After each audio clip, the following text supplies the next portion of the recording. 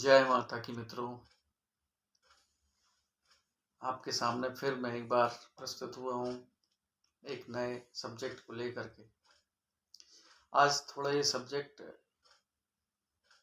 ऐसा है, इस सब्जेक्ट से, इस समस्या से लगभग हर माता पिता को दो चार हाथ होना पड़ते हैं।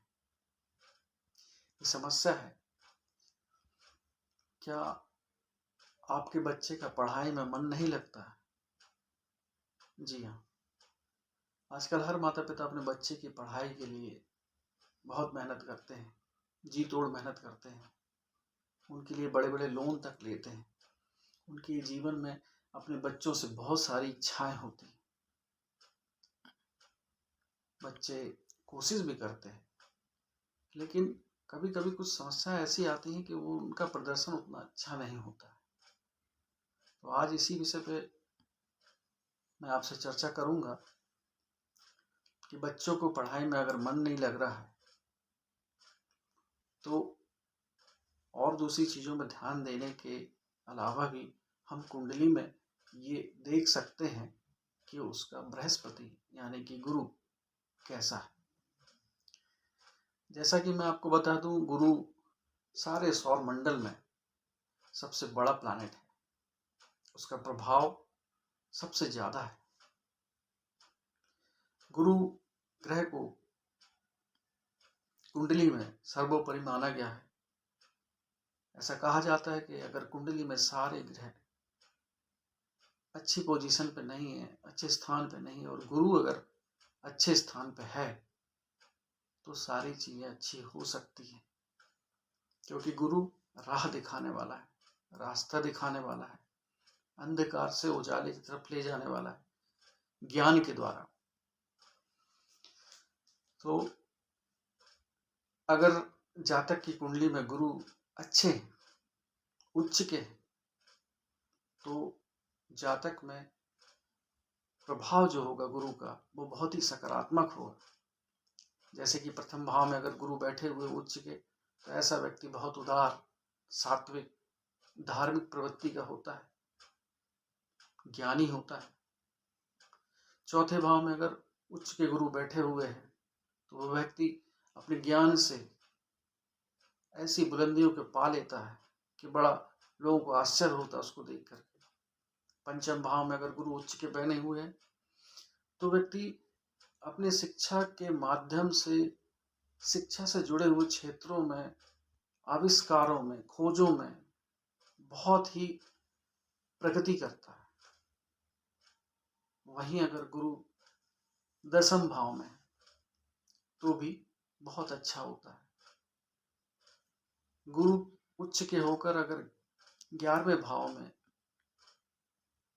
व्यवस्थित है तो आप ये समझ लीजिए कि वह व्यक्ति बहुत धनी, करोड़पति, अरबपति ऐसे लोग होते हैं। मैंने कई लोगों की कुंडलियां देखी और ये सब प्रमाणित भी होता है। तो इसलिए गुरु का आपकी कुंडली में अच्छा होना, उच्च का होना बहुत ही अत्यंत आवश्यक है। समस्या जब शुरू होती है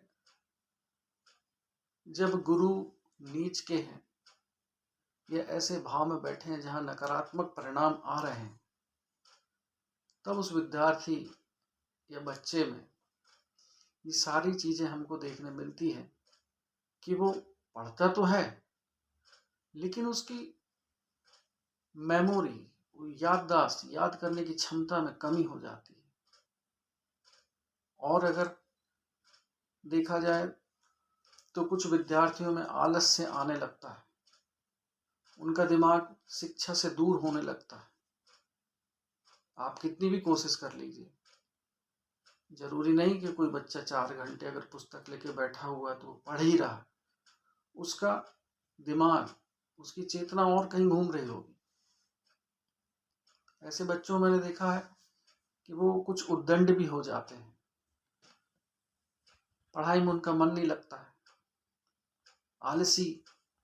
और कुछ विद्यार्थी दिवा स्वप्न देखते हैं, दिन में सपने देखते हैं, कि मैं ये बन जाऊंगा, मैं वो बन जाऊंगा, लेकिन उनका जो ध्येय है, जो लक्ष्य है, वो वहां से भटकने लगता है। कुछ जातकों में उनका वजन बढ़ने लगता है, उनको खाने में बाहरी वस्तुएं, चटपटी, आजकल जैसे जंक फूड, फास्ट फूड का जमाना है, तो वो उनको ज़्यादा खाते सभी हैं, लेकिन उनको वो बहुत ज़्यादा अच्छा लगना चाहिए। गुरु दूषित होने से ये सारी समस्याएं होने लगती हैं। फिर माता पिता परेशान, इस कोचिंग उस कोचिंग, ये शिक्षक, बार बार ये होता रहता है, और जो भविष्य बनाने का समय है वो खराब होने लगता है। मैं ये नहीं कहता हूँ कि आप अच्छे शिक्षक के पास ना जाएं, अच्छी कोचिंग में ना डालें, बच्चों को डालिए, लेकिन थोड़ा सा किसी योग जोशी से परामर्श जरूर ले लीजिए, क्योंकि हो सकता है कि समस्या का निवारण हो जाए। ठीक है, तो अगर ये समस्याएं आपके बच्चे में आ रही हैं तो थोड़ा सा सावधान रहें, क्योंकि बच्चे ही हमारे बुढ़ापे का सहारा है, और वो कुछ बन जाएंगे तो हमारे लिए। तो मैं आपको कुछ उपाय बता रहा हूँ, ये करिएगा। जैसे आपके बच्चे दूध पीते हैं, सुबह शाम हम बच्चों को दूध देते हैं, तो दूध में चुटकी भर केसर या केसर का एक धागा डाल करके उसे अपने बच्चे को दीजिए। इससे बॉडी में बहुत सारे केमिकल चेंजेस आते हैं, ये गुरु का प्रभाव बढ़ाते हैं, अच्छे प्रभाव बढ़ाते हैं, क्योंकि केसर पीला होता है। तो आप बच्चे के दूध में, विशेषकर दूध में केसर डाल के दीजिए। दूसरा है कि गुरुवार को किसी मंदिर में जाएं, अगर वो मंदिर भगवान श्री कृष्ण का, श्री नारायण जी का या फिर शिव जी का मंदिर हो, तो वहां आप अपने बच्चे को जरूर लेके जाएं।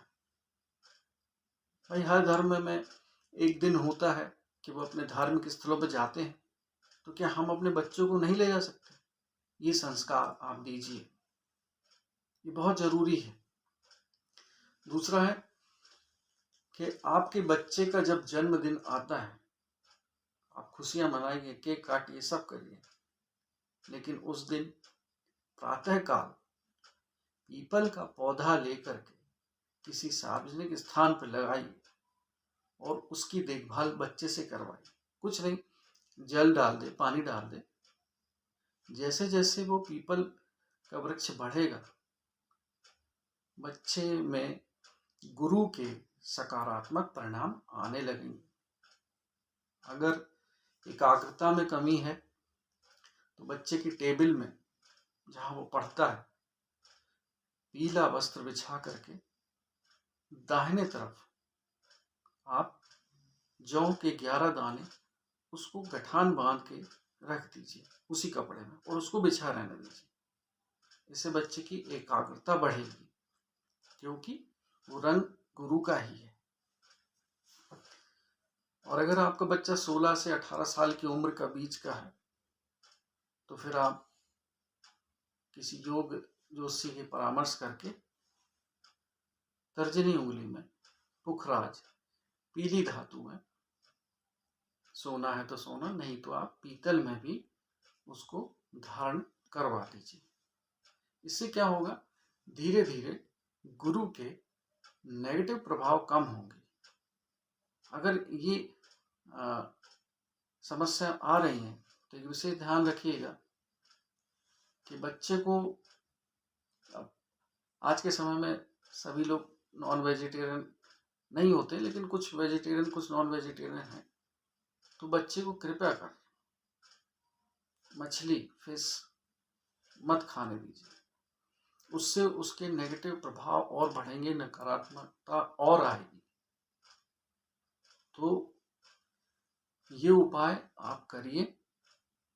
प्रथम उपाय है केसर का सेवन दूध के साथ। आप जैसे जैसे करेंगे, आप विश्वास रखिए 45 डेज, 45 दिन में ही आपको अपने बच्चे पे एक विशेष प्रभाव आने लगेगा।